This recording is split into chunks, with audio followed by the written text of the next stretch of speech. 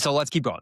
So the real system, creative cohorts, and this is where you can actually find some rhythm and some cadence to it. And so we've kind of gone through. Okay, what does the actual ad account structure look like? It's single campaign ad sets. When you max the ad sets out, you add in more ads, and you just keep stacking ad sets uh, until you find your winners, right? But it's important to still look at your batches. So you can launch them on a weekly basis. You can launch them more frequently than that.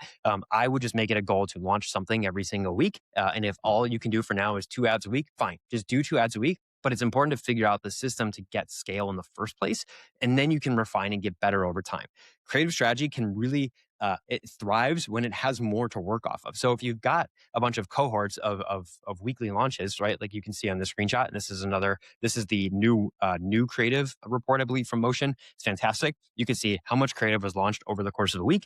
You can click the little drop down, and you can actually start to see how much did this batch of creative get and over time. And what you'll see most times is that new batches aren't getting a ton of spend. Every once in a while, you're going to hit a banger, and like that is the nature of outlier ads. Is they're outliers, and it takes a lot to get those. But you can still stack up small wins on a weekly basis. I've seen ad accounts that they have ads that make up 90% of their spend, and I've seen ad accounts where they have ads that make up 10% of their spend, and nothing is actually over that. But what you're doing is you are stacking up the baseline. If you can just squeeze out $100 a day per spend across a couple of new ads and a couple of new ads, you just continue to stack the volume, and that's the goal.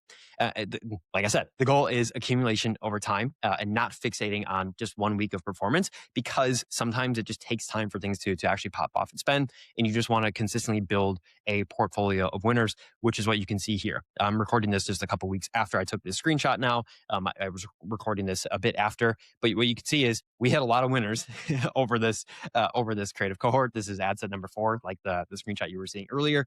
We have a ton of winners in this ad set, but you're not always going to hit a bunch of winners like this. The goal is across a bunch of weeks, you are hitting winners every once in a while. That just adds some amount of volume and scale to your ad account. And if you keep making those bets, eventually you will crack the one that can spend 90% of the ad account. You still have a bunch below. Now, what I wanted to do was provide some screenshots and some context to different ad accounts. So you can see this in real time. And when we start to deviate from the single campaign structure, you can see why, and I can provide some context as to why.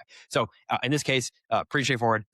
Single campaign, spend $300,000 over the course of 30 days.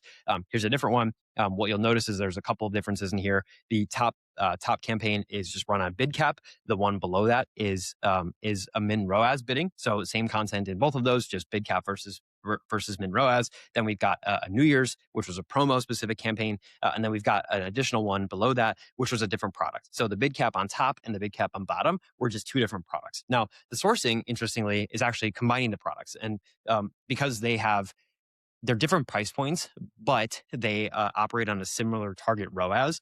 We could combine those into one min ROAS campaign, and we feel more confident about that. But the top and the bottom campaign, 2 different products, sourcing combined, but is running on min ROAS. So we feel comfortable combining them. And then the New Year's campaign, which was a promo campaign, which we also split out as a separate campaign. In this case, we've got 3 different campaigns. This is for 3 different products. For this one, 2 different campaigns, 2 different products. This one, 3 different campaigns, 3 different products. 2 campaigns, 2 different products, right? Pretty straightforward on how it's actually set up. Now,